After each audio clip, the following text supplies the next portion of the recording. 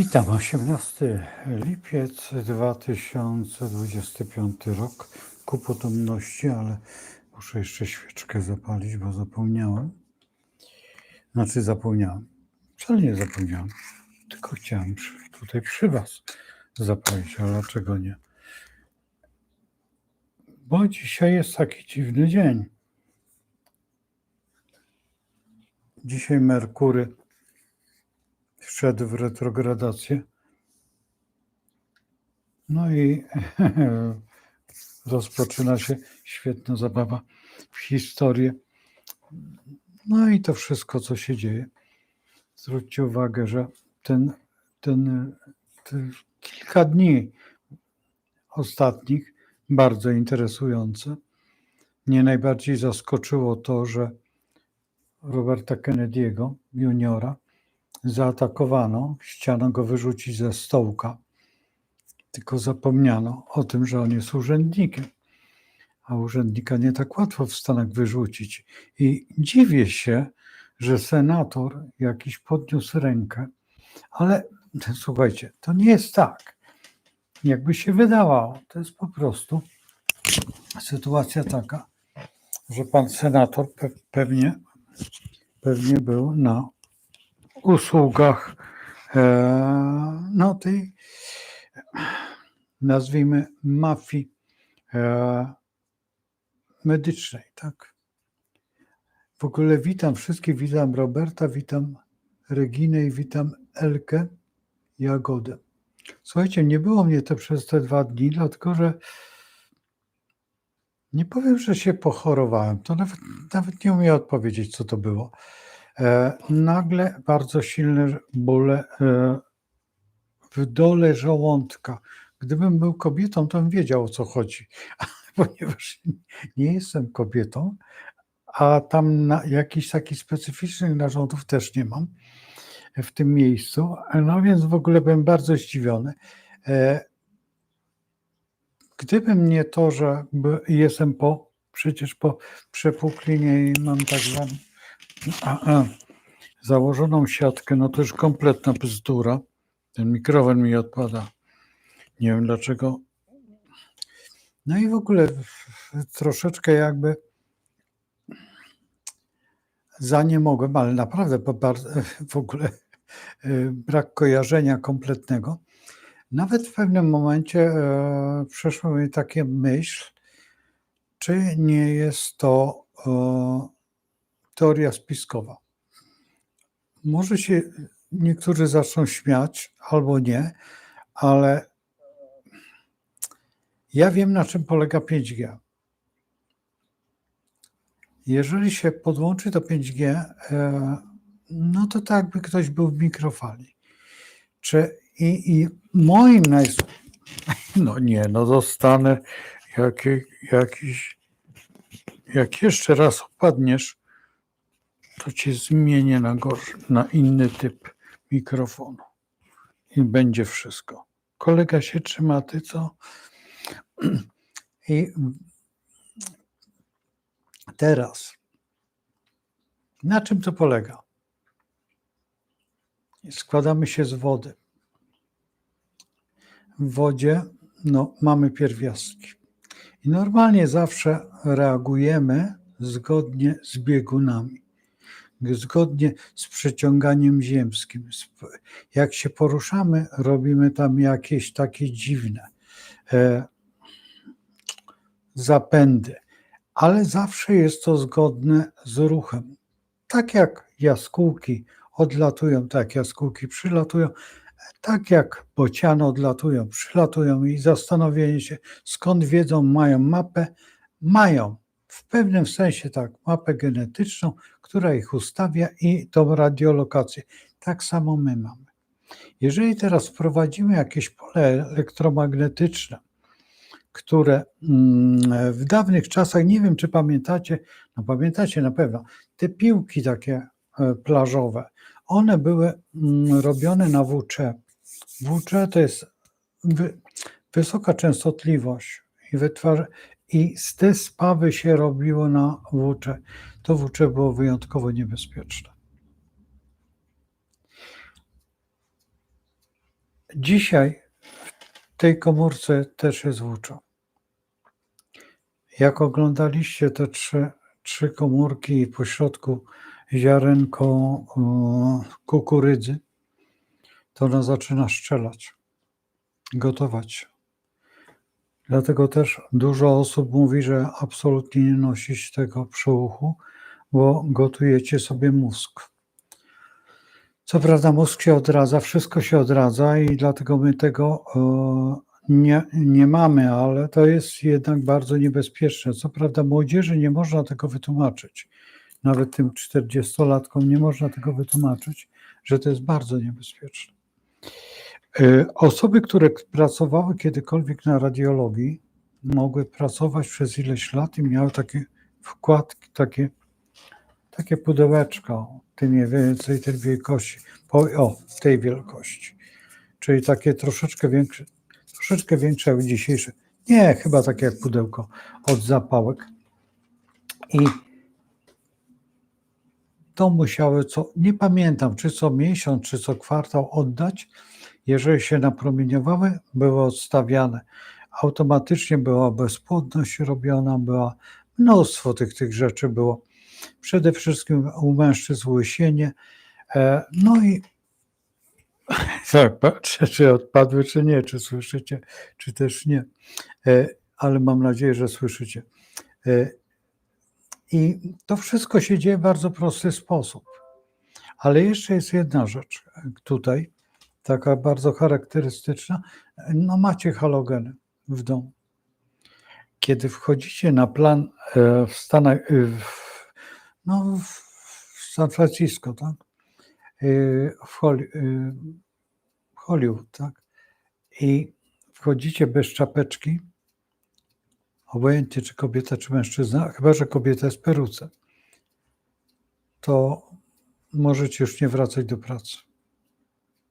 Po prostu kary są tak straszne, że to się w głowie nie mieści. Dlaczego?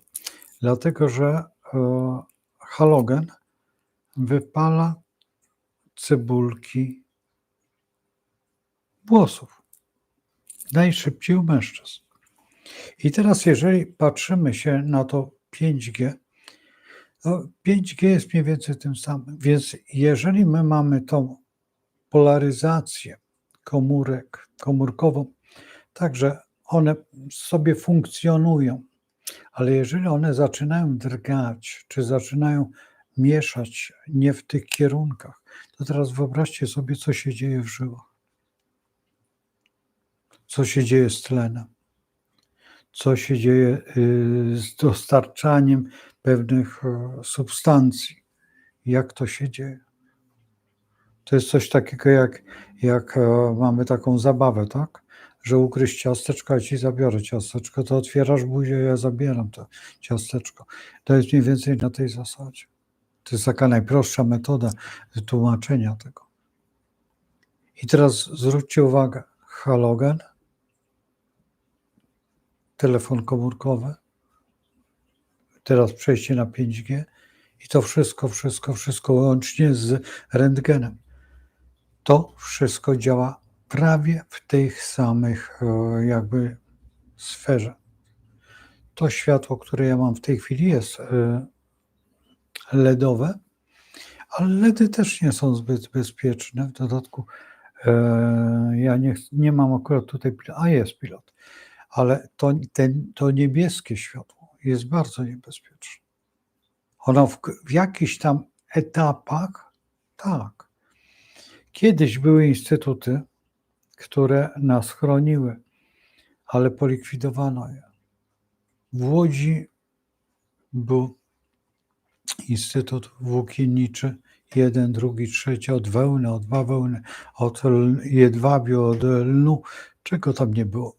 Te instytuty były, no i między innymi przy Politechnice chyba był Instytut właśnie chyba światła. Potem to wiem, że on potem był przeniesiony gdzieś przy Babianicach był.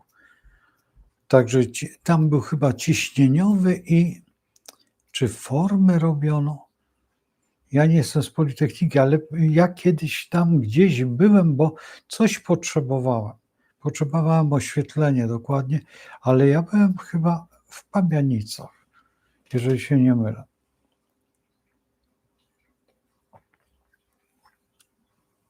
Ja potrzebowałem bardzo specyficzną żarówkę i chciałem się dowiedzieć, czy oni mi zrobią, bo właściwie te żarówki się robi. Niektóre żarówki się robi. Po prostu trzeba mieć odpowiedni gaz, odpowiednie tam i odpowiednie to ogniwo no i można zrobić żarówkę. Także to jest to. Teraz, jeżeli to, co się dzieje w Stanach Zjednoczonych teraz, najmodniejsze to jest ta afera. Ta afera, no wiecie, jaka taka dziwna, ale ona się przedostanie prawdopodobnie do Polski.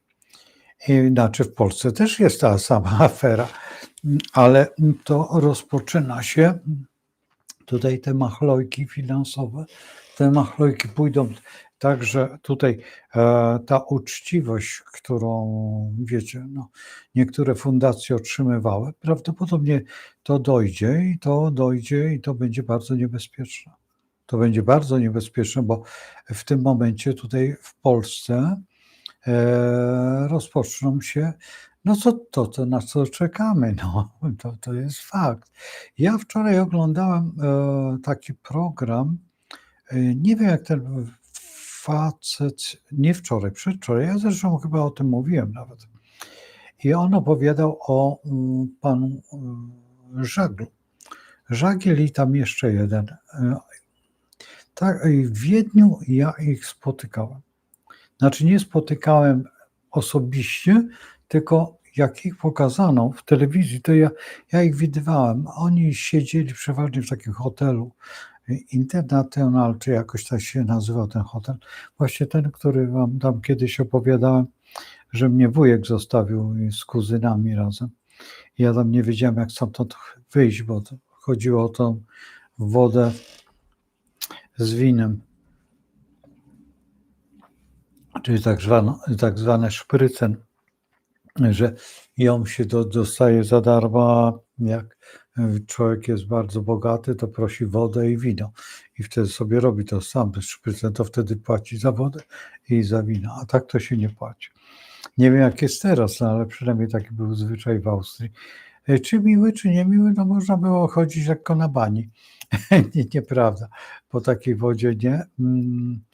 Ja przez długi okres topiłem w Polsce.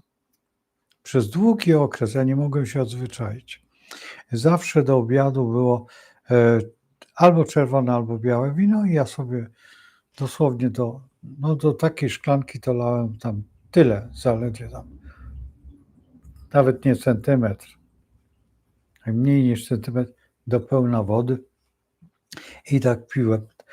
I tak się przyzwyczaiłem i najbardziej lubiłem czerwone wino. Białe czasami. I piłem to kompletnie, jak tak wodę, jak kompot, jak cokolwiek. I to nie jest głupie, to jest pozostałość jeszcze po bardzo dawnych czasach. To jest pozostałość po tym, że tak cienkie piwa.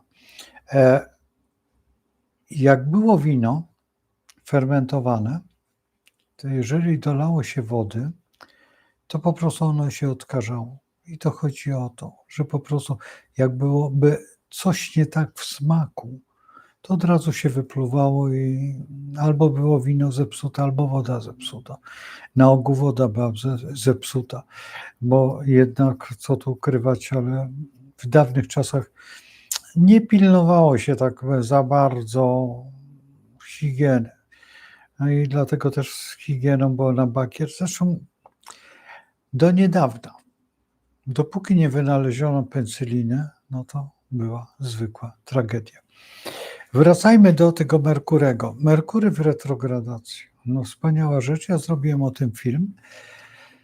Ja nie chcę mówić o retrogradacji, jak o retrogradacji, co to jest, dlaczego tak jest w tej fizyce, to sobie możecie poczytać. Zresztą wszyscy ci mądrzy astrolodzy opowiadają o tym, jak to wygląda, tylko po co? Nikomu to jest niepotrzebne, ja nie muszę wiedzieć o tym jako klient, co mnie obchodzi jakaś retrogradacja, ja chcę wiedzieć, co w tej chwili zrobić. No i właśnie przeszedłem na tą metodę, bo w gruncie rzeczy mówi się językiem zawodowym, a ten zawodowy język jest niezrozumiały. A jeżeli się jeszcze, przypuśćmy, użyje jakiegoś języka intelektu wysokiego, no to już w ogóle paranoja wyjdzie. I paranoiczne myślenie, paranoiczne w ogóle, a jeżeli odskoczymy od tego, że zaczniemy takim czystym językiem astrologicznym mówić, to powiem szczerze, że nawet ja nie za bardzo rozumiem. Ja kiedyś byłem na takim wykładzie, jak zaczęto gadać o jakichś malefikach, benefikach, o czymś, o tym, o tamtym. Ja wtedy pamiętam, że przyszedłem do profesora Leszka Weresa i tak mówię, wiesz co, byłem u tego i mówi, co, zatłukli cię? A ja mówię, nie, bo nie wiedziałem, o czym oni mówią. Ja mówię, bo wiesz, jakieś benefiki, melefiki, a on mówi tak, kwintyle i sykstyle. A ja mówię, słuchaj, jeszcze to nic, ale oni jakimiś kodami gadali. No i oczywiście, że to nie jest tak, że ja się nie orientuję, co to jest, ale po co to wprowadzać? Taka pani kiedyś tutaj pracowała w sklepie z odzieżą, dzisiaj tulipan, ale do mnie mówi tak, wie pan, co to jest ten menefiki? A ja mówię, to jest taki menel chodzący po astrologii. Ja mówię, a kto pani? A wie pan, ten wspólny nasz znajomy. Ja mówię, on wpadł w tą, jak przyszedł na nasze zajęcia, to mu się nudziło. No, dobrze. Mówię, że wyrzucę cię i będziesz poza planem. Bo są to rzeczy właściwie niepotrzebne. Astrologia polega na prostym języku, lecz wykwintnym pod tym względem, że właśnie ten Merkury, który w gruncie rzeczy jest taką planetą informacji, planetą tłumaczenia się, działania tak normalnie. Jestem taką historią komunikacji i tam niewiele jest tego wszystkiego. Ale kiedy ona retrograduje, robi na odwrót. I teraz w każdym znaku popisuje się zupełnie innymi formami. Jak to wytłumaczyć? Jak można brać na przykład to, że jest duchowość w Lwie? Jeżeli teraz właśnie Merkury znajduje się w Lwie, zobaczcie, właśnie znajduje się w tym miejscu. Dlaczego? Jest w trygonie do Strzelca i jest w trygonie do Marsa. Ale jest naprzeciwko Wodnika i Wodnik właśnie to tworzy. Wodnik jest tą sferą duchową, tą sferą energetyczną, tą sferą taką bardzo dziwną, taką i ta epoka właśnie przez ten okres tej retrogradacji będziecie widzieć, jak będzie lekko wyglądać ta epoka. To też daje, dlatego że Merkury będzie ujawniał tą epokę. I to, że zaatakowano KFC, czy nie KFC, tylko dobrze, Kennedy'ego, tego młodszego Roberta, to jest właśnie to. To, co jest u nas, też. Pan Nawrockiego też atakują. I zwróćcie uwagę, że właściwie są to identyczne mechanizmy. I tak byśmy powiedzieli, ale co my mamy do Stanów Zjednoczonych? Dlaczego nie? Jak oni korzystają jedni i drudzy, to znaczy te siły jakby negatywne, jak my to nazywamy, są tam i tu. I to są te same. No więc oni nie odróżniają pewnych rzeczy i dlatego trzeba się cieszyć z tego, że są postacie, które potrafią się przeciwstawić. To jest tam Kennedy, a tutaj na przykład chociażby pan Brown. To jest postać. I teraz, jeżeli się wypowie to słowo, to ponoć YouTube likwiduje taki film, bo go obniża. No więc trudno, powiedziałem. Także zwróćcie uwagę i teraz popatrzcie sobie, jak to działa. I te siły, one komponują nam pewien system działania właśnie tego Merkurego. I ten Merkury w tej retrogradacji, on jest taki nieprzewidywalny, bo normalnie, kiedy jest on w ruchu prostym, jest przewidywalny. I teraz co się robi na Merkurym? Na przykład na Merkurym się sprzedaje pewne rzeczy popsute, albo które się popsują za 2 dni. Dlatego lepiej, jeżeli kupujecie cokolwiek na tym Merkurym retrogradującym, tak? Schowajcie go do szafy. Ja podałem tylko tak. To nie jest moment ten, który pokazuje wam, że koniec retrogradacji. Nie. To jest ten, kiedy wróci z powrotem na swoje miejsce.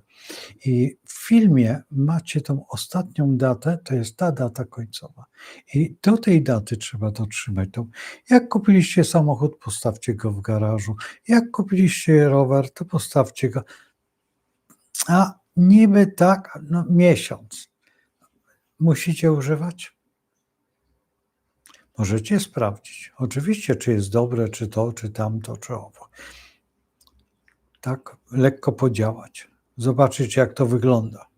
Czy na przykład wyczyścić, czy tam gdzieś zakonserwować, czy coś. Możecie wszystko robić, tylko nie używajcie. Zobaczycie, jak potem będzie wam to służyć. A jeżeli nawet to jest coś głupiego, nawet głupie nożyczki, lepiej je zostawić. Jak macie stare, to używajcie. Chyba że tak jest, że nie macie, a musicie. No to wtedy tak, ale odłóżcie je i raczej nie. A jak są tanie rzeczy, to kupcie dwie, te jedne poświęcicie, a te drugie będziecie mieć w zapasie, bo żeście tanio kupili. Ja też tak zrobiłem akurat.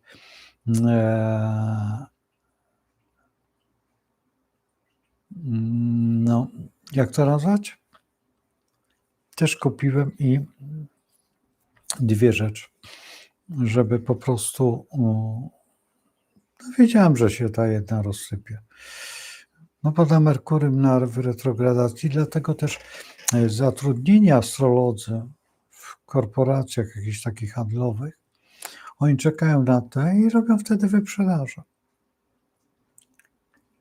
Ja dzisiaj byłem gdzieś tam, Think Size? Chyba tak się nazywa ten sklep odzieżowy. Kupiłem sobie właśnie przed chwilą, wróciłem stamtąd i kupiłem tam takie, nie wiem jak to, tenisówki takie dziwne, takie szmaciane. No ale to mi nie zależy, że one kosztowały grosze, a krótko mówiąc, szewc droższy jest od tych butów. Więc jeżeli w ogóle patrzymy na to w ten sposób, a ponieważ lubię też szmaciaki takie, lubię w nich chodzić tak teraz, bo po pierwsze one są przewiewne, 2 bardzo wygodne. No i jeszcze jedna rzecz, że ja lubię chodzić, a mam nadzieję, że do października będę chodził. Tak, a później zmienię obuwie. Bo w zeszłym roku cały październik jeszcze przechodziłem w tych tak zwanych szmaciakach, czy tenisówkach, czy jakichś takich dziwnych, bo ja mam kilkanaście, to nie jest tak, że ja mam jedną parę. Nie, ja mogę chodzić codziennie w innych i mam tego mnóstwo, dlatego że po prostu nie to, że lubię, tylko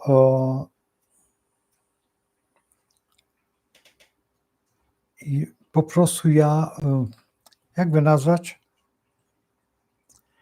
moja stopa się, krótko mówiąc, lekko poci. I jak się poci, to wiecie, jest mokro w bucie. Więc ja wolę ten but odstawić na 3 dni czy 4 dni i go za 4 dni założyć. Chyba że mam sandałki, czy mam tam jeszcze jakieś takie buty, które mogę po prostu wsadzić pod wodę i je wymyć. Ale ogólnie rzecz biorąc, nie chodzę dłużej w obuwiu jak kura jeden dzień i nawet tak jest, że zimą mam 3 pary butów i zakładam co chwilę inne. Także to z higieny, dlatego że kiedyś miałem kłopoty ze stopami, to było po wojsku, znaczy nie z wojska, nie, akurat nie z wojska, tylko po wojsku akurat. Ja wtedy skończyłem z wojskiem i zaczęły się kilka miesięcy później zaczęły się kłopoty ze stopami i naprawdę wtedy, żeby nie taki pan, dokładnie Kaszub, który mnie dał takie mazidło jeszcze za czasów niemieckich. Tak, i wysmarowałem sobie to w stopę i od tego momentu przeszło. Ale nie chcę wracać do tego, co było, bo było fatalnie. Żebym nie mieszkał wtedy w Władysławowie i wtedy ten pan Kaszub mnie uratował, naprawdę mnie uratował wtedy. To była taka maź, sól jakaś tam, coś tam i nic nie piekło, nic zupełnie, tylko kazał mi posmarować, noga się stała taka jakaś zielonkawo, fioletowa, znaczy to tak wyglądała ta sól i wysmarowałem i miałem założyć skarpetki, tak pójść spać. A ja potem, i on powiedział, żeby jak najdłużej, nie to, że nie myć, tylko nie moczyć nóg. I ja mówię, ale ile? Jak najdłużej wytrzymasz? Jeżeli wytrzymasz cały dzień, to będzie dobrze. Ale ja mówię, to 3 dni? Mówi, nie, mówi, co ty? Nie, tylko mówi tak, żeby dzień i najlepiej to chodź na bosaka, albo w tych skarpetkach chodź. No i ja miałem akurat taką możliwość, że tego dnia nie wychodziłem z pokoju od siebie, siedziałem cały czas w pokoju. No i radykalnie to przeszło. I tak to wygląda z tym Merkurem właśnie. Merkury jest bardzo dziwną planetą w gruncie rzeczy, bo on zmienił troszeczkę nasze myślenie w momencie około 1998 albo 9 rok. Wtedy oderwała się taka flara od Słońca, dosyć potężna. I nawet się obawiano, NASA się obawiała, że ta flara dotknie Ziemi, ale akurat Merkury to przejął. I on powiększył swoją masę, stał się większy. Bo ta flara to była naprawdę potęga. I słuchajcie, możecie to gdzieś w zapiskach znaleźć. Może to był nawet 2000 rok, ale nie, to nie był 2000, to musiał być albo rok wcześniej, albo 2 lata wcześniej. I od tego momentu zauważyliśmy, że Merkury jakby troszeczkę zmienia front. On nie jest taki, wiecie, fircykowaty. On się staje bardzo taki, no przypuśćmy, bardziej masywny. I to jest bardzo charakterystyczne, że on ma w tym momencie tutaj takie zupełnie innego typu działanie, ze względu na to, że przecież jego Dwada Samsa to akurat Merkurego to jest wodnik.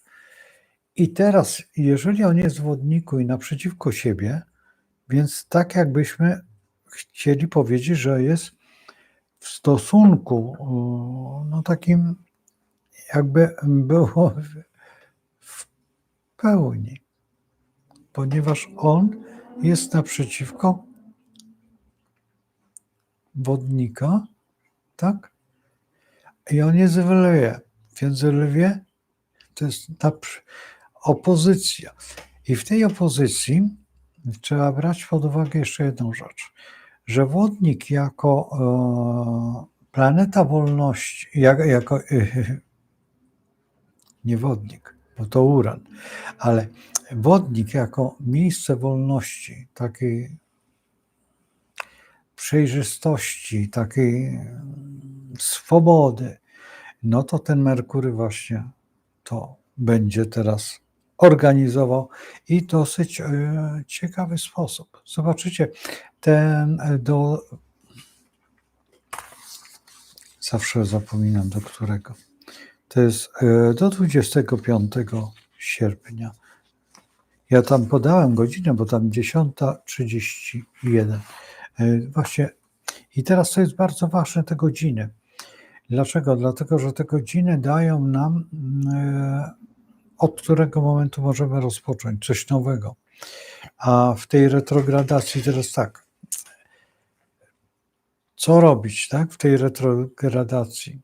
To, co powiedziałem w filmie, przede wszystkim modlić się, przede wszystkim kontemplować, przede wszystkim rozmawiać z sobą, nie rozmawiać z osobami z zewnątrz, dlatego że wbrew pozorom wytrącą was z waszej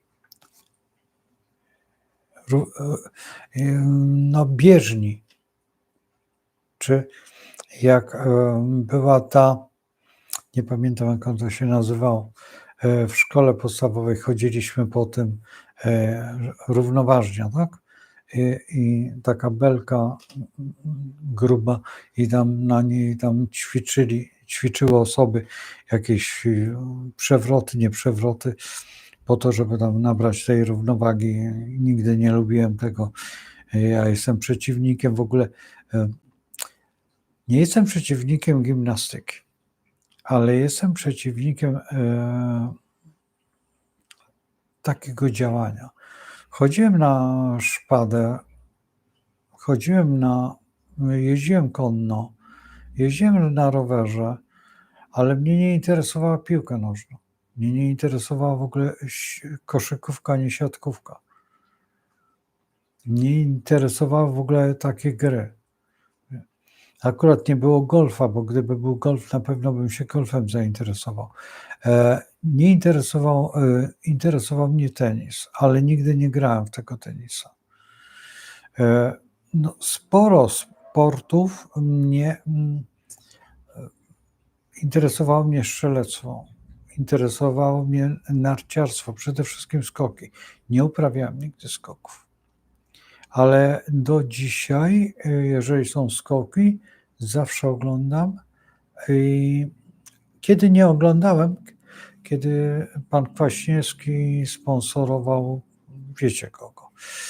No więc tutaj jak zaczął tam się merdać, to bardzo zabujały. Nawet mam fragment takiego filmiku, który jest kompletnie pijany.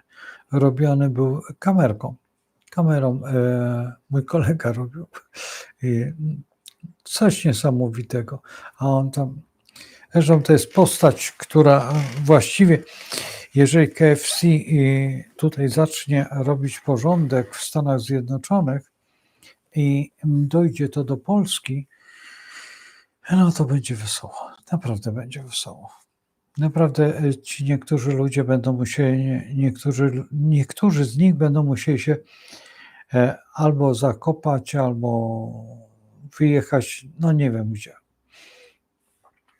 No chyba, że na Kamczatkę, no to tak jak było w tej piosence. No. A Hachary tam, tak, a ogródki działkowe tam gdzieś. Także tak to wygląda.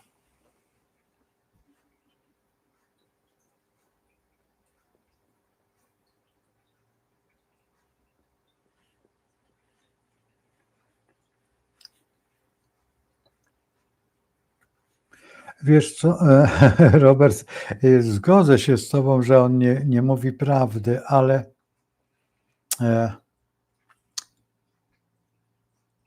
a my mówimy prawdę? Wiesz, o co chodzi. Sami siebie okłamujemy. To jest natura nasza. To jest cholerstwo. To jest straszne cholerstwo. Weź zwróć uwagę. Ja nie wiem, czy masz żonę, czy nie masz żony, ale mimo to ja jeszcze nie spotkałem małżeństwa, żeby było takie, że sobie mówią super prawdę. Tak, dlaczego? Dlatego, że wtedy by nie byli z sobą. I weź zauważ, że właśnie dlatego, że nie znosimy krytyki samych siebie, że to cholerstwo jest w astrologii. Dowiadujemy się o sobie strasznych rzeczy. Bardzo często jest tak, że ludzie o słabych nerwach nie wytrzymują i trafiają do tych sanatoriów, tak, psychiatrycznych. Bardzo często. Bardzo często. Zresztą ja wśród moich kolegów akurat nie było i ja dozuję tego. Dlatego ja nie lubię to, co lubi profesor Leszek Weres, pracować nad sobą. Ja uważam, że lepiej pracować nad sobą, ale poprzez sytuację, czyli pracować nad sytuacją, a nie pracować nad swoimi przywarami albo jakimiś swoimi talentami, bo te talenty czasami, żeby zbudować talent, to trzeba mieć naprawdę ogromne pieniądze, bo albo farta. Ja znam talenty za pieniądze, znam i znam w muzyce, znam w sztuce, w malarstwie, w aktorstwie, ale znam też samorodne talenty, które też potrafiły stworzyć i wybić się na bardzo wysoki poziom. Między innymi, co tu ukrywać, Nikifor jest taki, tak? Ale co z tego? Nawet nakręcono o nim film. I teraz zwróćcie uwagę, że co z tego? Czy on coś z tego miał, czy żył tak, jak żył? I teraz ci wielcy ludzie, którzy są talentami, między innymi takim człowiekiem, który jest takim talentem, to wszyscy znacie, ale Tuwim. Przecież jak odkryto u niego ten talent wierszoklety, tak? Czy on rozpoczął przepiękne te wierszyki, układał sobie i w ten talent zainwestowano. Ja nie pamiętam jeszcze kto, bo jeszcze jeden jego brat stryjeczny chyba też i im dwóm kupiono drukarnię. W wieku, oni mieli wtedy 10 lat czy 11, jak kupiono drukarnię i właśnie zainwestowano w tą drukarnię, i on mógł sobie potem pozwolić na to, żeby wydawać te swoje wierszyki i ciągnąć z tego pieniądze.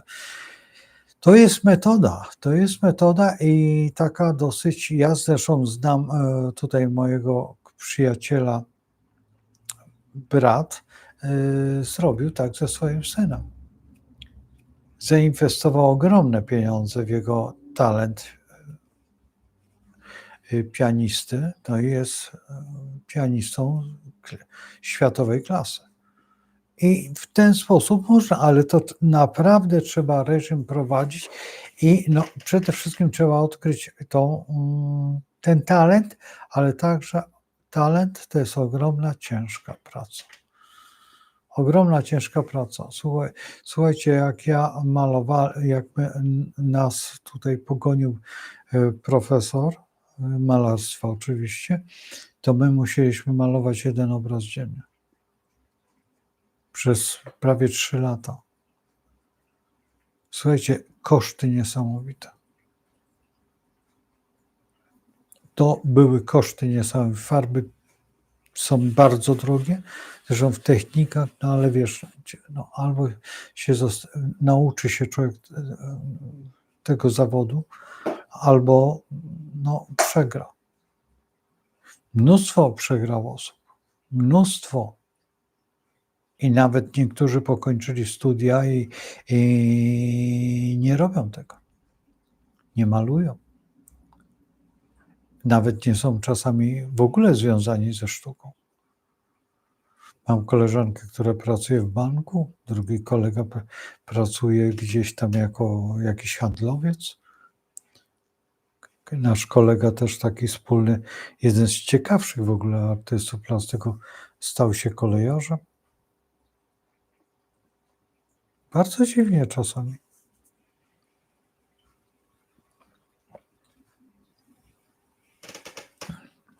Że była to postać bardzo interesująca pod względem artystycznym. No i tak jest w dzisiejszych czasach i to trzeba właśnie dlatego też trzeba by było wrócić do tej szkoły właśnie takiej bardzo intensywnej szkoły podstawowej. Tej szkoły, która kształci naprawdę mądrych ludzi. Dlatego to kształcenie podstawowe powinno wrócić do tego takiego jak za caratu, jak za tamtych lat. Uczyć, przede wszystkim nauczyć, uczyć się, być otwartym, ciekawym świata. I przede wszystkim ta wiedza powinna być zupełnie inna i to należy właśnie do Merkurego. I miejmy nadzieję, że ten Merkury retrogradujący stworzy te warunki. Miejmy nadzieję, na pewno nie przez ten miesiąc, ale przez ten miesiąc może pokazać bardzo interesujące rzeczy w tej sferze polityczno-rozrywkowej. Na pewno ten 25 sierpień będzie bardzo interesujący, a potem dalej. I teraz trzeba brać pod uwagę, bo musimy podzielić, bo ten 18, przepraszam, to teraz mamy, a to będzie zaraz ja muszę to podejrzeć. Nie, to nie ta kartka. Ten 25 to wraca na swoją pozycję, a kończy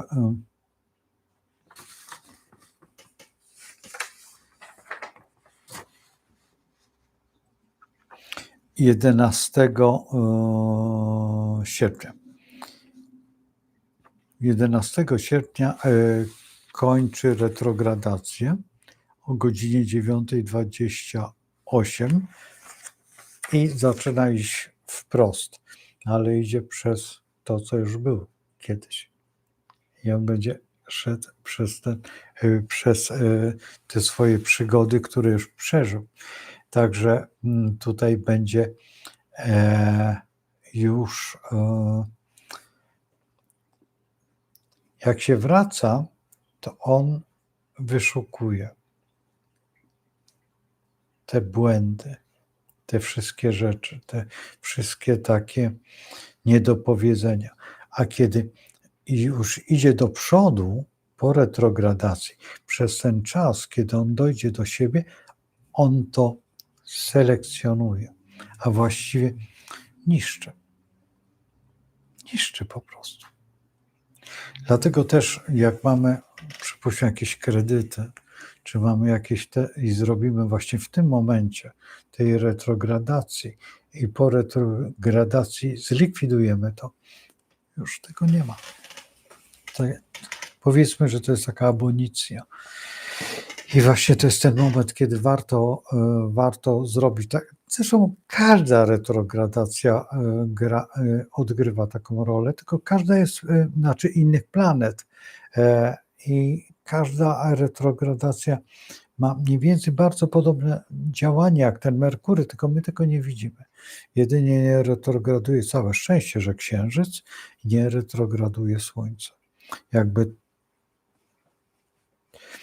światła retrogradowały, to byśmy byli jednym kłębkiem nerwów. No ale tak to jakoś tak funkcjonuje. A jeżeli chodzi o tego Merkurego, no to jak chcecie, Ja zawsze tłumaczę swoim uczniom, że jak chcecie sobie znaleźć świętego, to święty Antoni. Święty Antoni jest od złodziei i od kupców. No więc Merkury jest na tej samej zasadzie. Handel, no jak to się mówi, niektórym się nie godzi być handlowcem, bo to jest tylko a lichwa należała tylko do jednej nacji. No i należy do tej pory i właśnie to jest to, co najbardziej tutaj, no, najbardziej nielubiany pan w Polsce, pan Braun, najbardziej tu pokazuje, ujawnia, a my niektórzy się dajemy na to złapać. O Boże, o czym on mówi. Ma rację. Za każdym razem ma rację, tylko trzeba to w sobie przetransformować ze względu na jedną rzecz, że my już jesteśmy tak obici i tak ogłupiali, że jesteśmy tak głupi, że nawet już nie potrafimy głupoty dojrzeć. Wiesz, taki stworzono z nas kabaret, bo to jest fakt, że kinematografia padła, ta prawdziwa, ale gdyby powstał ktoś tak doskonały jak Bareja, czy no inni tutaj, no ja już nie mówię o Dymszy, czy o kimkolwiek z tych, którzy się potrafili zagrać, no, przede wszystkim to jest Jaracz, który był najlepszym aktorem, tak, i tutaj zresztą w Łodzi. I słuchajcie, największą rzeczą jest umieć zagrać swoje życie i astrologia do tego nas zmusza, żebyśmy byli aktorami, tymi aktorami, który jest w nas kosmogram.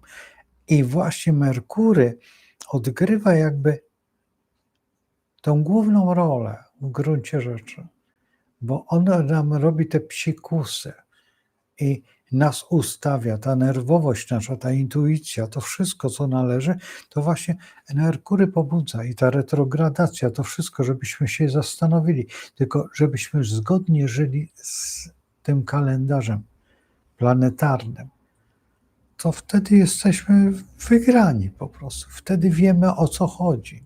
Dlatego też nazywa się to królewska wiedza. No wybaczcie, ale astrologów było niewielu i tylko przy królach, przy władcach, ci, którzy nie tyle co mieli kasę, co mieli władzę. Bo przecież, no, co tu ukrywać, czy ten astrolog był szalenie bogaty? Nie, był przy dworze i to, co chciał, to miał. No to jest na tej zasadzie, tak? No niczego więcej nie chciał, jak chciał mieć jedzenie, strawę i jeszcze tam cokolwiek, no i sobie, no coś tam, tak? Przecież no co, 2 konie kupił? No kupił, no to miał 2 konie. Jak miał 2 konie, to koniom było lżej, bo mogła pociągnąć karocy, tak? A nie musiał jechać na wierzchowcu na nim, bo tak było najtaniej, no. Kupić sobie siodło albo na oklep. W założeniu też można było jechać.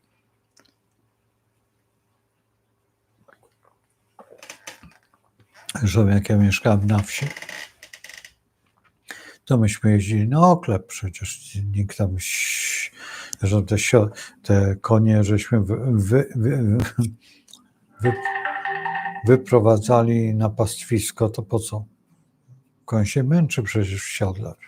Siodło jest tylko po to, no znaczy męczy, no jak jest dobre siodło, to się nie męczy, ale swoją drogą nie jest to dla konia jakaś super wygoda.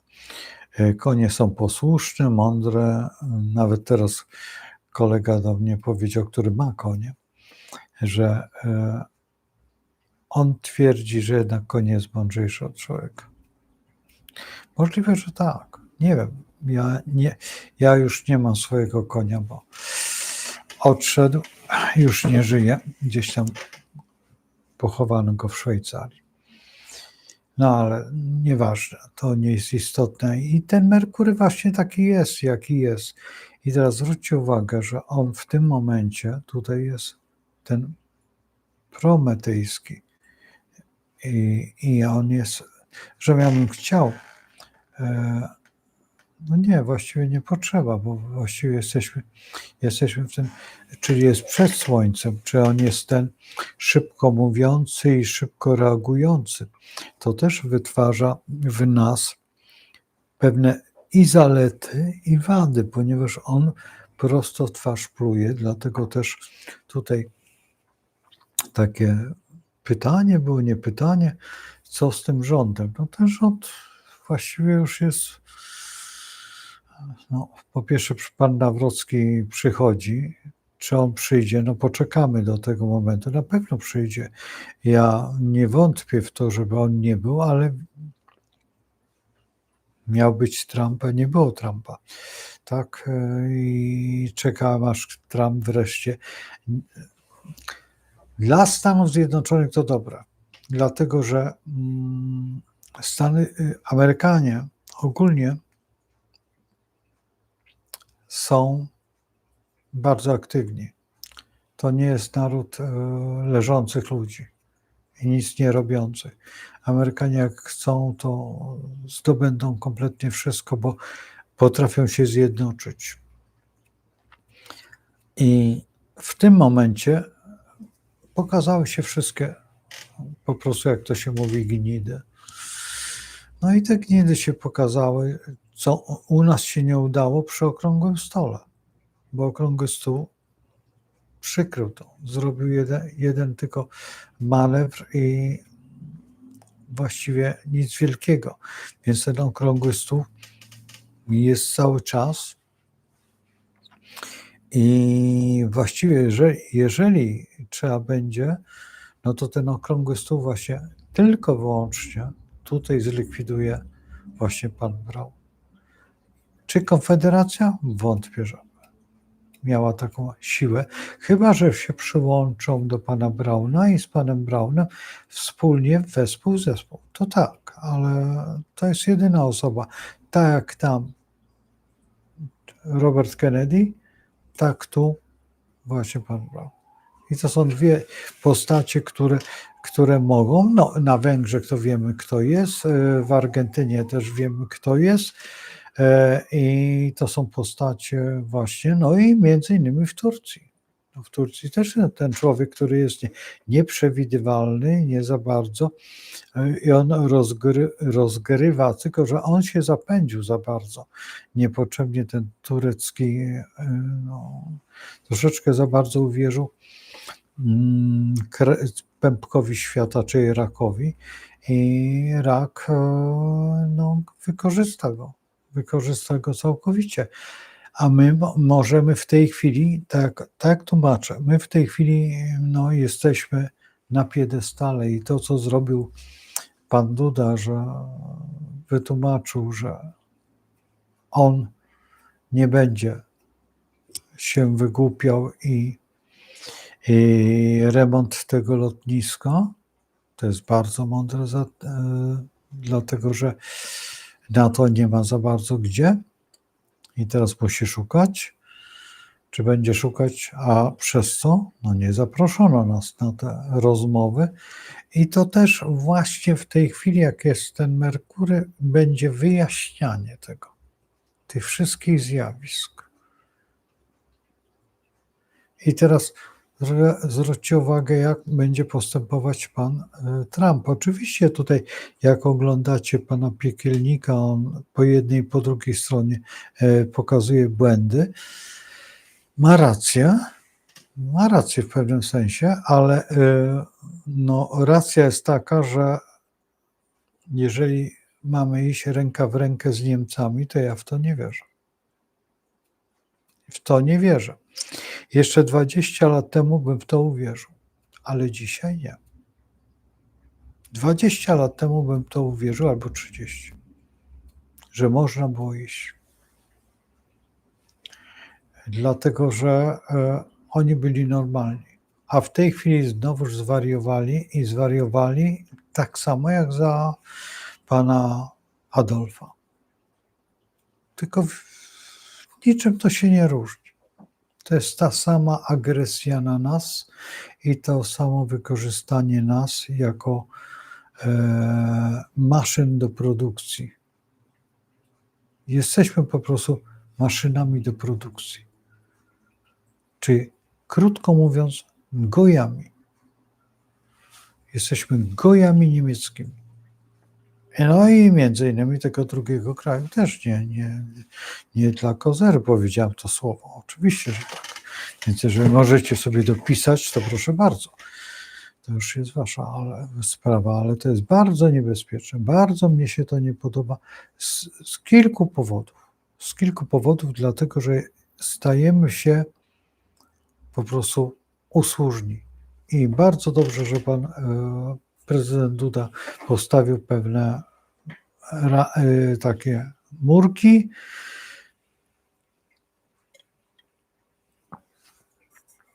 I zaczął tłuc z tych murków po odciskach, bo to musi boleć. To musi boleć. Bo jak nie będzie bolało, to... I tutaj trzeba pokazać pewne rzeczy. To, co się stało z tym Instytutem Pileckiego, to jest po prostu skandal numer 1. Ja tego nie rozumiem, bo nie wiem, czy to... Ja wiem dlaczego. I wy też wiecie dlaczego. Jeżeli ktoś przyszedł z tą Czerwoną Armią, to co on ma do Pileckiego? Przecież Pilecki dla niego był wrogiem. I to jest to.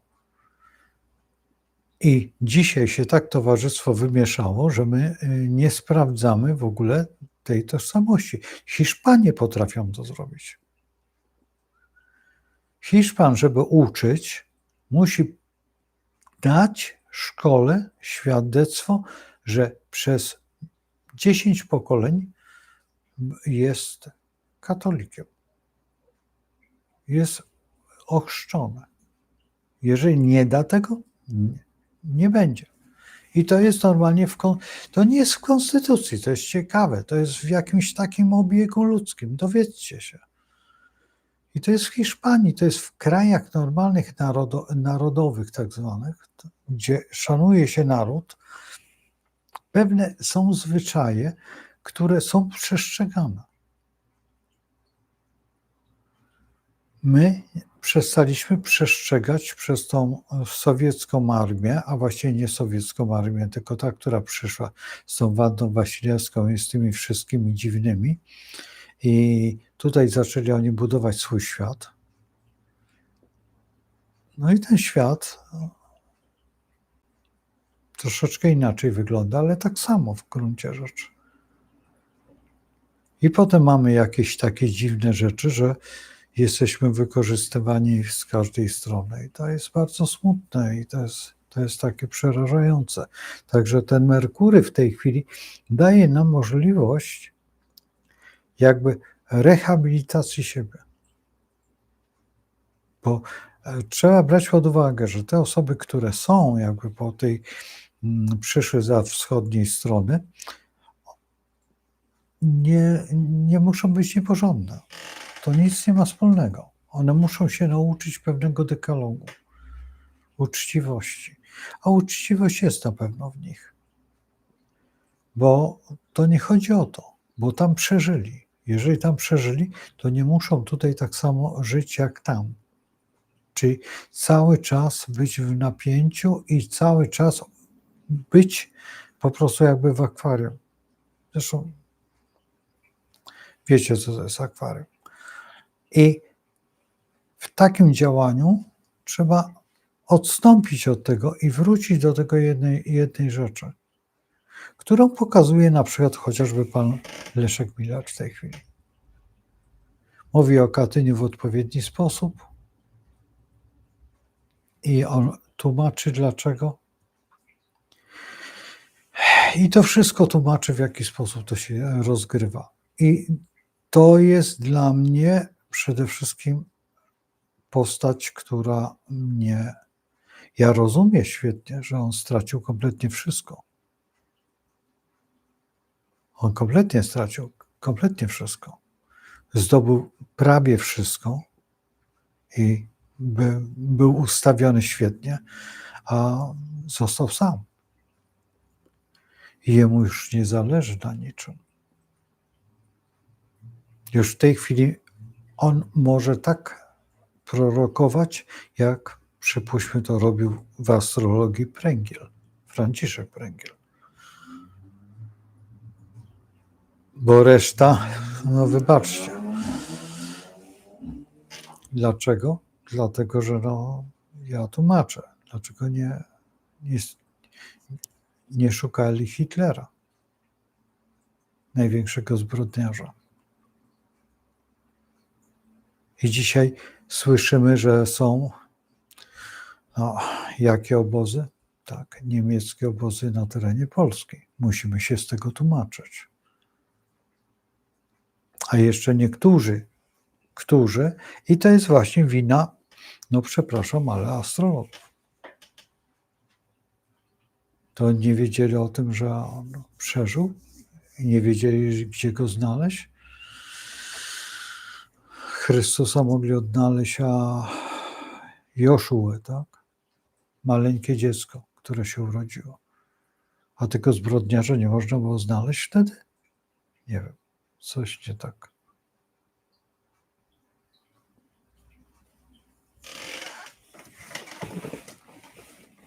Podajcie datę, a wam powiem, co było. Tylko z dobrą godziną. I będę wiedział, co się stało. Jak to wygląda. Tylko dokładnie godzina. Nie ma problemu.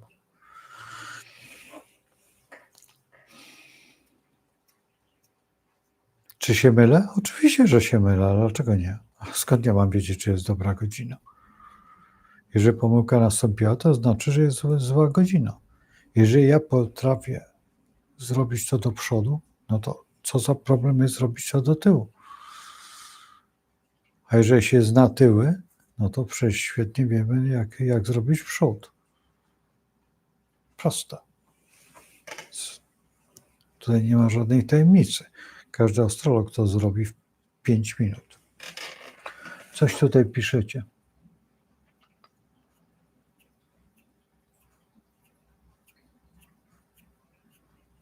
Aniu, mój kontakt to jak już jesteś, to dzwoń. Poczekaj.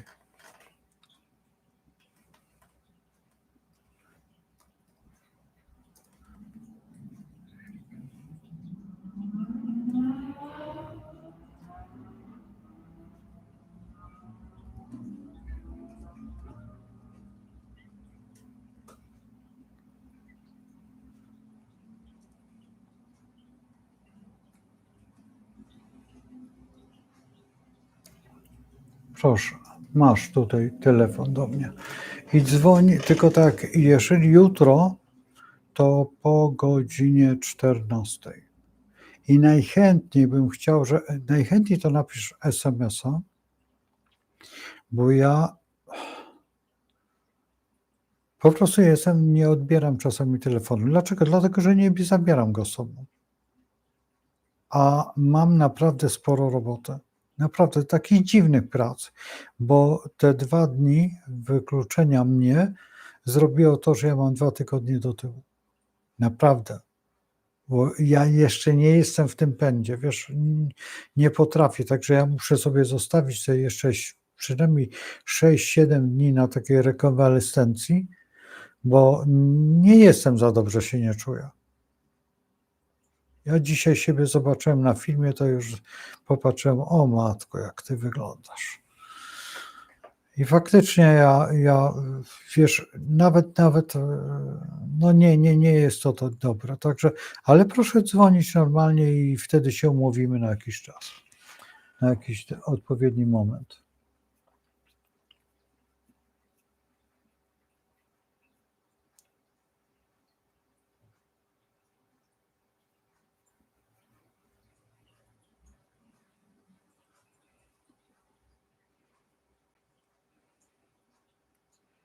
Ale słuchaj, wszyscy mamy Elu, mamy wszyscy tego Merkurego. Bez względu. Tylko wiesz co, można go przerobić na nauczyciela, wiesz, takiego nauczyciela krótkiego i uczyć, wiesz. Merkury w gruncie rzeczy zawsze go można, wiesz, my nie mamy tego, właśnie to jest najgorsze, że my nie mamy tego, co mają ci nasi bracia starsi wieże, że oni właśnie zawsze szukają talentu i zawsze pomogą talentowi się rozwijać, a my nie. A co ty tam? A kim on tam będzie?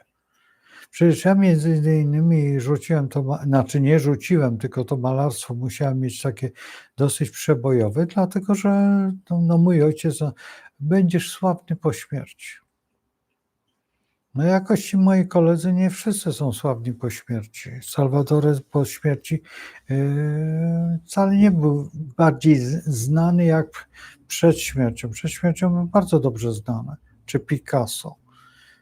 Że mój ojciec był na spotkaniu, zresztą ja byłem z rodzicami wtedy na spotkaniu tutaj w Łodzi, kiedy Picasso przyjechał.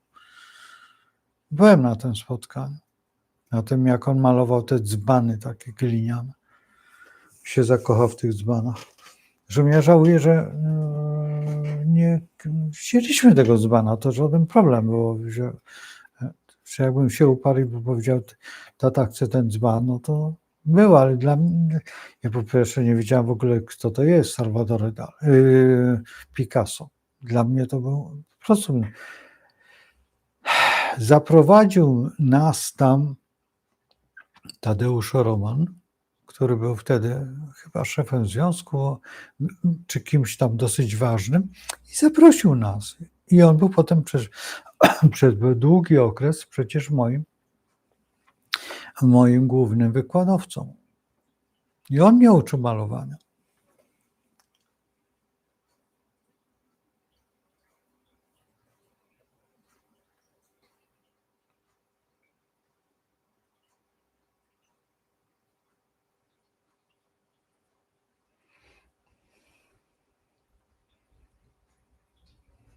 Tak, to prawda, że one mają ten tytuł Jerozolimy, to prawda. No ale to dobrze. Ja wiesz, nie za bardzo wiem, ale po pierwsze, trzeba brać pod uwagę, że największa diaspora Żydów była we Francji, ale druga diaspora to była Irlandia, trzecia diaspora to była Hiszpania. I to były no tutaj byli Merowingowie. W Irlandii absolutnie nie umiem odpowiedzieć, kto był, ale tam ta grupa istnieje. Znaczy istnieje, ona chyba już się wtopiła. Co do Hiszpanii, oni wygonili to wszystko, no i to się rozeszło przede wszystkim na Holandię, na Belgię, na Polskę, w różne miejsca i współcześnie do Maroka. W Maroku jest bardzo dużo, co tu ukrywać, Ormianie, Żydzi i Marokańczycy to Semici. To są ludy semickie, także nie ma co się dziwić. No to jeżeli ktoś mówi, że nie lubi Semitów, no to czy ja lubię Semitów, to czy tam mnie się pyta, no to troszeczkę patrzyłem na niego jak na osła jakiegoś. Kiedyś to nawet zapytałem się, czy ty wiesz, kto to jest? Znasz ludy semickie? To się patrzył na mnie. A tego jest dużo więcej. To nie jest tak, że to jest, przecież Aramejczycy też są, czyli koptyści, tak? To jest taka grupa językowa. Więc tutaj to nie jest takie proste, także. Jak ktoś mówi takie rzeczy, to znaczy, że w ogóle nie zna historii, w ogóle nie zna nic. Nic nie wie. Także tutaj trzeba brać to pod uwagę. I Hiszpania, to jest dziwny kraj.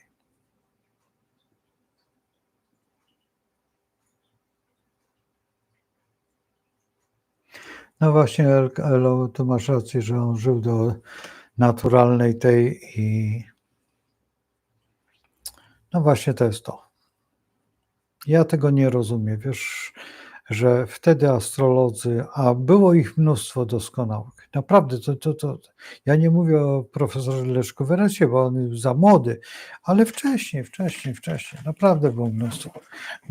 Czesi mieli doskonałych wtedy astrologów, Węgrzy mieli tych wspaniałych astrologów. W Anglii ci, którzy byli przy Churchillu. W Rosji przecież, ojejku, w Rosji.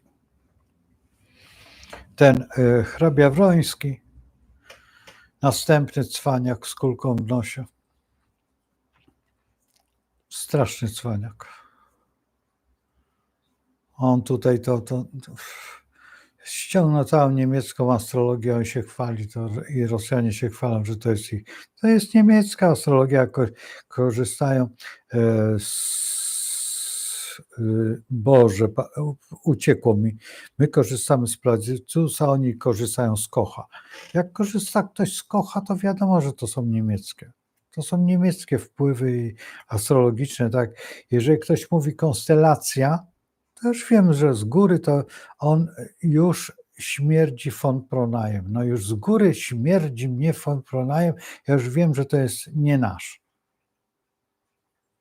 Ale jak powie, że w pierwszym domu, w drugim domu, a w domu barana, no to ja się cieszę, bo to ja wiem, że to jest mój człowiek, on rozumie tą astrologię, on jest wielki i on sobie pojedzie i da wszędzie w świecie radę. A ci z tą konstelacją się tam tłuką. Przecież jak ja słyszę z Andrzejem siedzimy, albo tam jeszcze z Romanem siedzimy, czy tam jeszcze Tomek jak siedzi i usłyszymy tą konstelację, no i co robimy? Ja mówię, no bijemy, no. I zaczynamy bić. Dosłownie oczywiście, ale dobijamy. Dlatego, że co tu ukrywać, no, to co zrobił profesor Leszek Weres, to te wszystkie tutaj osoby, które cokolwiek wiedzą, bo oczywiście, że są tak zwani cwaniacy, którzy czytają jakby te książki zachodnie i chcą, no ale proszę powiedzieć, co będzie w przyszłości. Dobrze. Proszę określić datę, mniej więcej co, jak, dlaczego. Przecież to na YouTubie nie można tego powiedzieć. No. Zresztą i tak wiele powiedziałem. Czy wyznaczyłem daty, no i co? No poczekamy, no. W pewnym momencie też wrócimy do tych dat. Przecież te filmy są, nie zginęły. Można sobie je obejrzeć. Faktem, że jednego słowa nie dotrzymałem, że nie chodzę w kapeluszu kowbojskim, bo powiedziałem, że jak Donald Trump dojdzie, to będę w kapeluszu kowbojskim chodził, to się przyznaję, że nie chodzę. Ale widzieliście w ogóle kogoś w kapeluszu w tej chwili? To nie chodzi o to, ja mogę chodzić, nawet to, ale no widzicie, jaka pogoda jest. W zeszłym roku ja chodziłem w tym australijskim, ja go przecież mam, i w tym roku no tylko kilka razy byłem w kapeluszu. A dlaczego? Nie wiem. Jakoś ta pogoda jest taka jakaś. Dzisiaj w kapeluszu, to po co? Było zimno jak nie wiem. Jakieś takie to lato. Miała się ziemia palić. Trzeba być następnym ignorantem. Co prawda tam się coś dzieje na tej Antarktydzie, tam jakieś coś się tam, że jednak. No ale cóż, no przecież jak ktoś jest ktoś uczył się geologii, no to przecież były te rzeczy. Co pewien czas muszą zaistnieć. A człowiek niech się nie dotyka, bo jak się dotknie, to tylko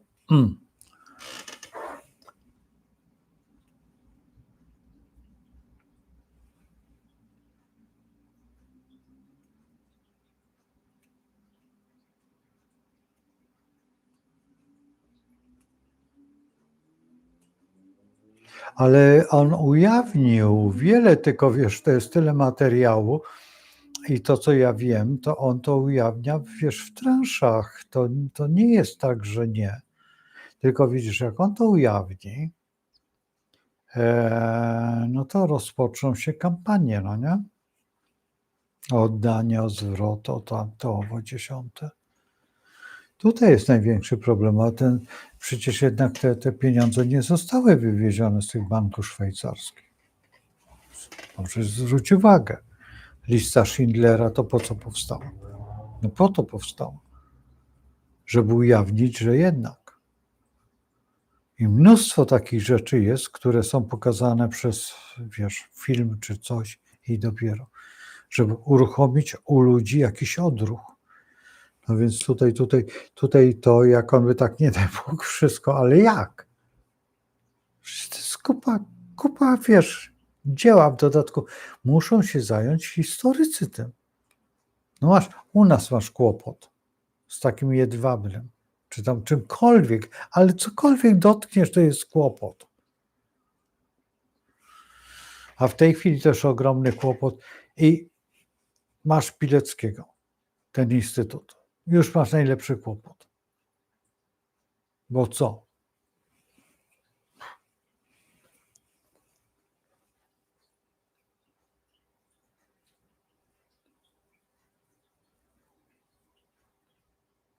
Tutaj pytania wynikają z braku wiedzy. To jest prawda. To jest święta prawda. Oczywiście, że tak. Po pierwsze, nie potrafimy zadawać pytań, bo zlikwidowano to. My dukamy. Weź zwróć uwagę, co jest w Sejmie. To jest dukanie. Przecież tam co drugiego posła to powinno się jako osła wysłać. Co oni tam robią?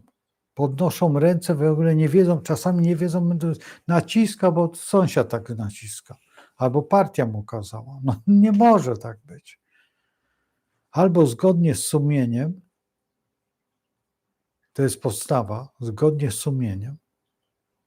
A jakie tam ustawy są zgodnie z sumieniem? Jak on nawet nie wie, co to za ustawa, bo nie zdążył czytać. Ja po raz pierwszy słyszę, żeby ustawy za ustawą, tam góra powinna być jedna ustawa dziennie.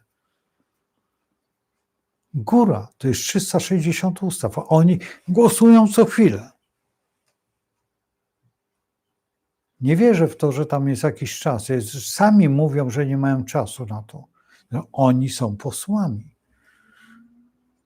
A prace poselskie? Zobaczcie, jak pan, obojętnie kto z tych posłów, których znacie, jak pani Bryłka, jak pan ta, jak one ciężko pracują.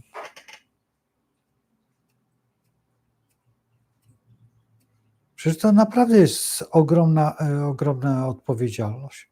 A tutaj nagle takie, nie.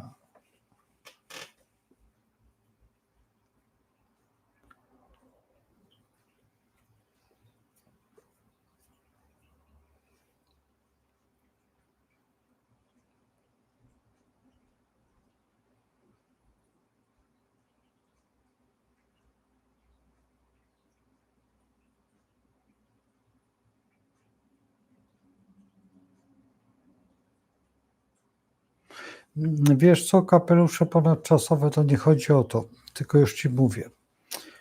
Ja mam naprawdę sporą kolekcję kapeluszy. Znaczy sporo, nie można tak powiedzieć, ale mam sporo kapeluszy. I przypuśćmy, jest upał, tak, to słońce w tej chwili, jest ten cholerny wiatr. Ja nie mam takiego kapelusza. nawet wiesz, gdybym założył tą baseballówkę czy jokejkę, to ona się też nie nadaje. Bym musiał założyć tą, jak to się mówi, do, dokerkę? Taka czapka bez zupełnie daszka i z takim wywijanym. Nią noszą norwescy żołnierze, szwedzcy nie wiem, bo z norweskimi miałem do czynienia. Noszą chyba ci, co pracują w dokach, to oni wiem, że noszą. I one były przez pewien czas nawet modne u nas w Polsce. Natomiast taką jeszcze, ja mam taką jedną, ale ja nie lubię jej, bo ona taka wyświechtana się stała. I ona taka, jakaś taka, żałuję, że nie kupiłem takiej w sklepie. Była naprawdę bardzo ładna i żałuję, że nie kupiłem jej, ale mówię, ale bardzo ładną widziałem w Zakopanem. Górale robili, ale skórzane takie, naprawdę bardzo ładna była, ale nie kupiłem, ale na lato i jak wieje taki wiatr, to można fioła dostać. Jeszcze bym mógł, no, faktycznie ten skórzany, ale ten skórzany teraz, jak jest deszcz, to lepszy by był taki kapelusz, wiesz, impregnowany z jakiejś bawełny, czy tam z czegoś, czy tam z takiego płótna żaglowego, jak kiedyś marynarze mieli te kapelusiki, wiesz, takie, co wywijali do góry. No to ich nie ma. Ja ich nie widzę. Ja miałem te kapelusze chyba z 5 miałem, ale powiem ci tak, 2 dałem kolegom, bo ja miałem z Wielkiej Brytanii, te marynarskie, takie typowe właśnie, takie z takiego płótna, świetna rzecz. Jak się ściągnęło, to na deszcz, a na lato obłęd. Ale się po prostu zniszczyły. Wiesz, na ile je można mieć? Ja je miałem, jak miałem 17 lat. To było tyle lat temu, że jak słuchajcie, jak szliśmy w czwórkę na przykład i mieliśmy te kapelusze, to jak przystali na przykład Niemcy czy Anglicy, to nam salutowali. Oni myśleli, że no bo tam tak jest, że się ma tą czapeczkę i oni uważają, że już jesteś ich. No, bo oni ubrani chodzą obojętnie jak, tylko tą czapkę zakłada, już wiadomo, że to są marynarze. I kolega tak mówi, ty stary, dlaczego oni? A ja mówię, no bo masz czapkę, ten kapelusik amerykańskiej marynarki. Ja ją dostałem z Anglii dokładnie, ale to dostałem, sporo ich dostaliśmy. Znaczy dostał mój ojciec, no, konkretnie. Ale też rozdał. I właściwie takiego przykrycia głowy nie ma, tak? Masz kapelusz korkowy. Przecież to można było kupić wszędzie, to były te wietnamskie. I były z Chiny i te takie naciągane. To jest fantastyczny naupał. Można je kupić, tylko spróbuj wyjść na ulicę, no będą się patrzeć na ciebie jak na głupka. Chociaż już widziałem chłopaka, faktycznie w tym takim, wietnamskim, białym.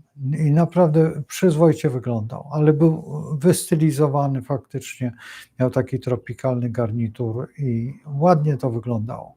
Ale nie jestem pewien, czy on nie był z zachodu. No. Nie wiem, przecież on tylko przechodził. I wcale się nie dziwię, ale kiedyś można to było w Czujczynie nawet kupić. Moi koledzy to jeździli w tym na rowerach, tych wietnamskich kaskach.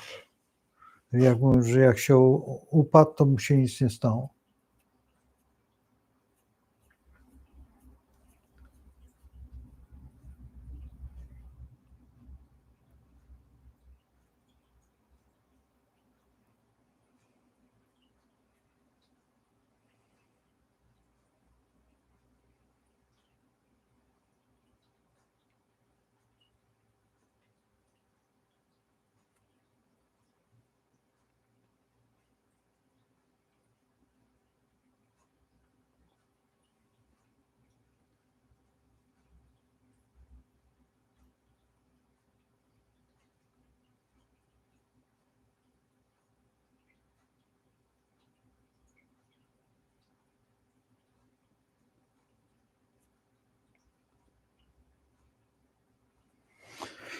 Oj, ja już nie chcę mówić, co jest w Sejmie, wiesz, bo tutaj jak zaczniemy rozmawiać o tych sejmowych matołach, to ja nie wiem, kto to wybiera, wiesz, kto wybiera takich ludzi. Czasami, tak jak jest to małżeństwo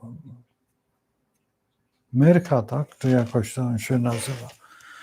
No, to jest po prostu skandal. To jest skandal, po prostu nie do wiary. Ja nie wiem, że nie sprawdzany jest poziom jakiś intelektualny, jakikolwiek, no ale w tej chwili, jeżeli podchodzi się do młodego człowieka i się spyta, słuchaj, co to jest Katyń, to on nie wie.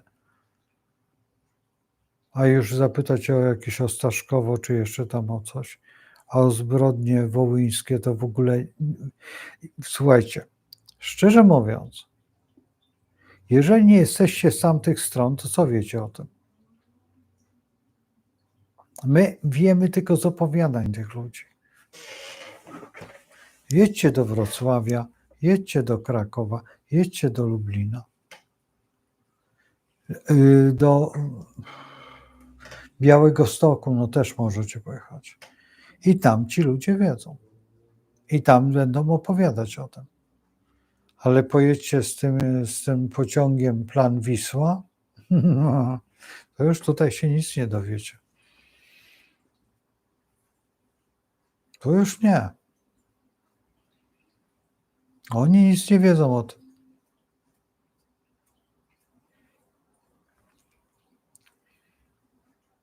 Ich tam nie było. Mhm. A przecież co tu ukrywać? Od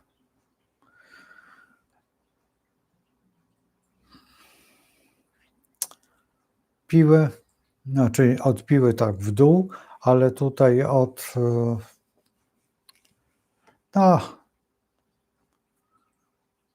Władysławowa, od Pucka, tak mniej więcej w tą stronę aż do Szczecina.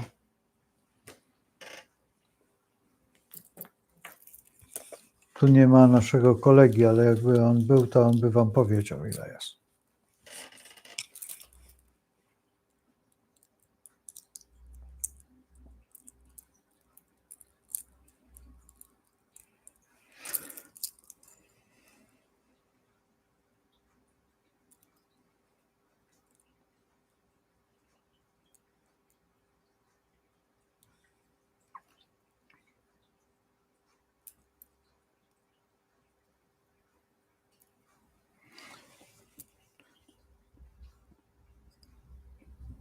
Wiesz co, tutaj jeżeli chodzi o kwestie etyczne,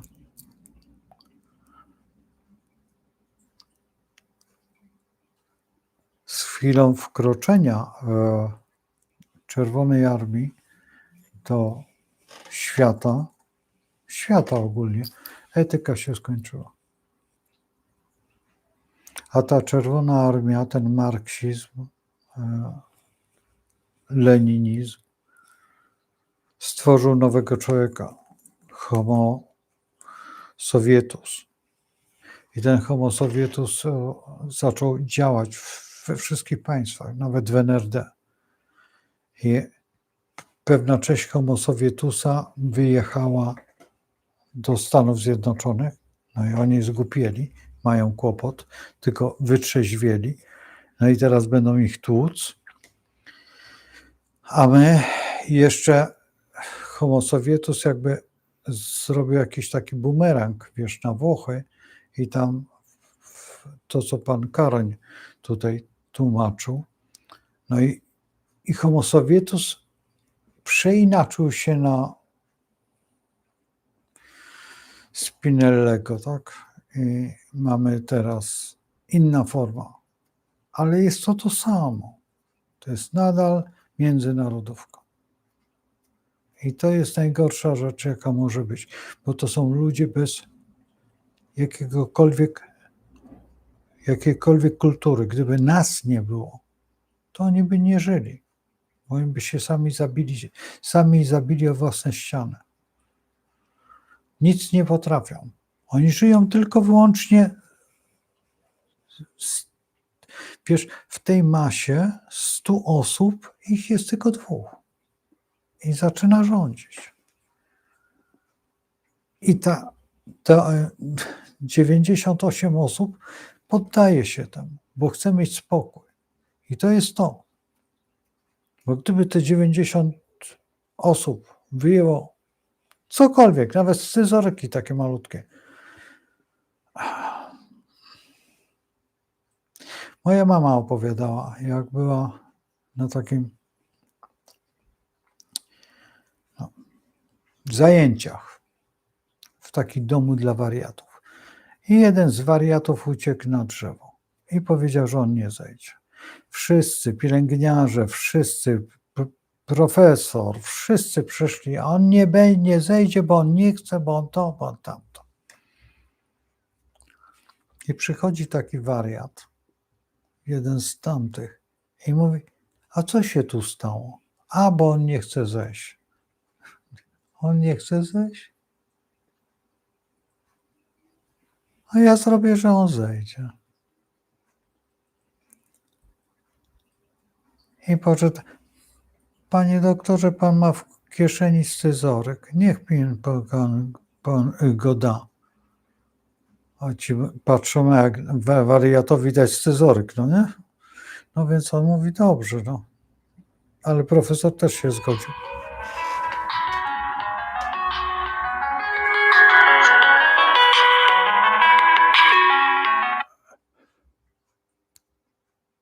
Później. No i wyobraźcie sobie, że ten scyzoryk otworzył.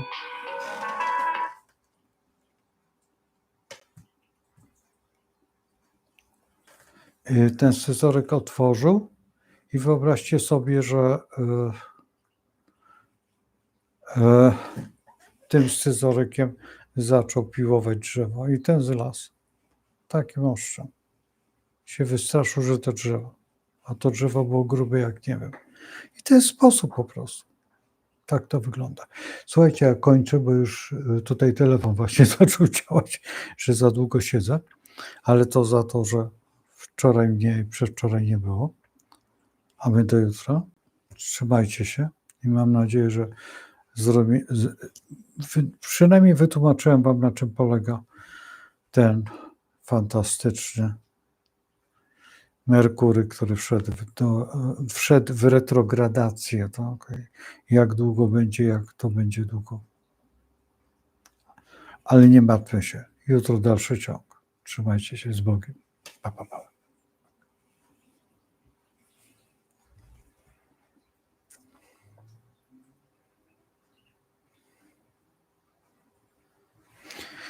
Oj, dzięki za to zdrowie.